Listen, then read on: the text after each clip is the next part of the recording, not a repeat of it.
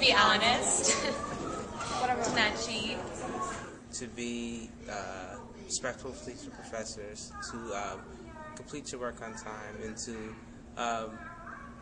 find some way to contribute back to not only to your school but to the community. Do the best that they can to make sure they study, get involved in different activities, be a part of the university. Keep it clean out, like not litter outside, to not steal, to respect the staff and the teachers, respect each other. I guess that's a big one. Is to give appropriate feedback so the university can kind of go ahead and do whatever they need to do for the students, because it's really the students who kind of vote for, in a way, what the university is going to do. If the students are happy, then there's not going to be a university. So. Be honest and work hard, and when they complete stuff, just do it like in the right way without cutting corners, because when students are responsible to the university, then they like learn more themselves and become like I guess like a better person. Because if you're always cutting corners, then you're not really being responsible to yourself either. Teachers are supposed to be there for the students. The students pay, here they pay $36,000, $37,000 a year to go to school, and that's a lot of money. So the teachers, you're supposed to make sure that the student feels like that they're getting the most out of their education. To be there for the students that they have, not just as the professors but as the advisors as well, be able to offer support, be able to offer their time to make sure that their students understand the information and be available for their students. I think the only way anyone can learn is if they're challenged. Truly learn. I mean, it's easy to take things, remember them, and regurgitate them, but to truly learn, I think you have to be challenged to some point. So. to be fair, listen, no favoritism towards the students, like grade all papers with no bias towards any. Study, like not surprise them with tests and stuff, like make sure they know what to study. As well, because at a small university like John Carroll, there's a lot of interaction between professors and students, and that social interaction is extremely important, because a lot of our professors we look up to and we consider role models, and they help us academically and also to grow socially, so I think that's a big responsibility. The bottom line, get the most out of everyone. Everyone learns differently, but the job of each professor should be just to get the best out of everyone. Some people are high achievers, some are, low, some people need a little push. I feel like they should, treat them nothing more than just students. I don't think they should have really personal relationships with them unless they knew them beforehand. I think they should, I think we're at an age where, professors should treat students the way like they would treat, somebody else on the street that they met or anybody else.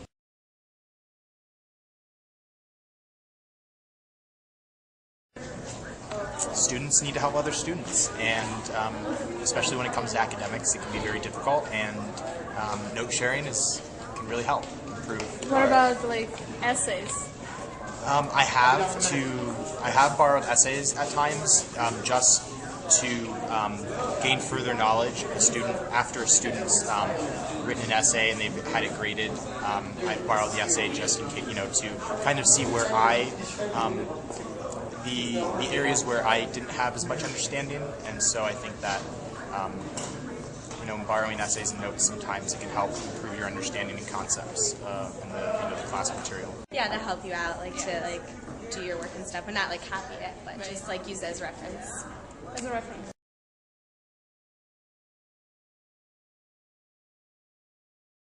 I've given my notes. I've never given an essay, but if someone wanted to look at an essay, I'd give it to them. And I've never given tests. Essays and tests, I don't think so, because I think if you do that, then you're going over the whole learning process, and that's what it's about. It's about learning. So.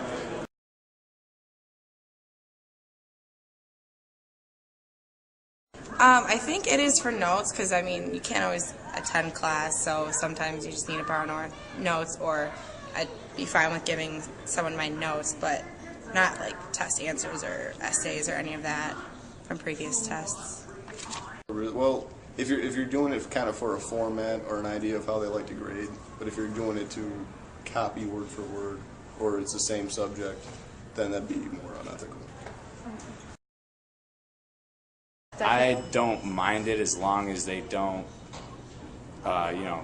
put negative favoritism on something. You know what I mean? Like as long as it, Doesn't hurt anybody else. Yeah, as long as it doesn't hurt anybody. As long as they don't have, a negative, look on somebody and then let that affect their grade or anything like that.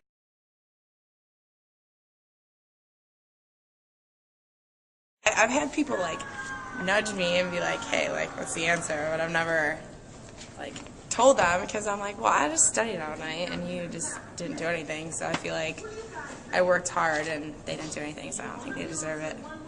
I mean, I wasn't too angry, I guess, but it did bother me a little, just because I prepared for the test and they didn't take the same amount of time to prepare that I did. So it bothers me, and it's not, kind of frustrates me a little bit. I am one that studies a lot, and when I see that, I just picture them getting an A, and then me getting an A, and then me feeling like it was so easy for them, but it actually, I had to cancel my plans and not go out on 2 nights because I needed to study more. There was an instance where I did do someone's homework for them once to help them out, but besides that, I can't think of anyone cheating often.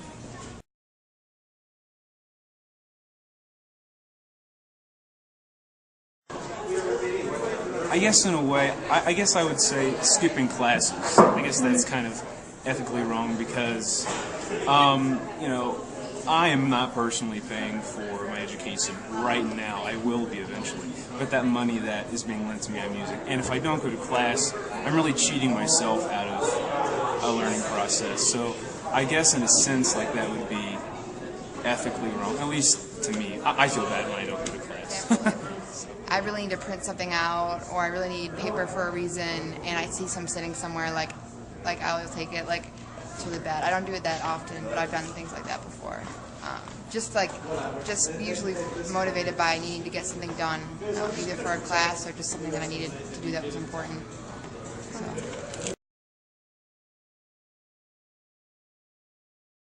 No, definitely not ethical.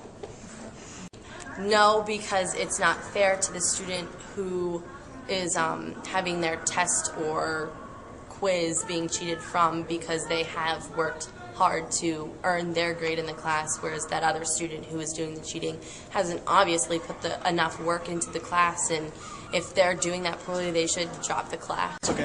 I think it's wrong to cheat, but when you're a student and you have 7, 8 classes and you're trying to get an A, you'll sometimes do things that you shouldn't do to get the A.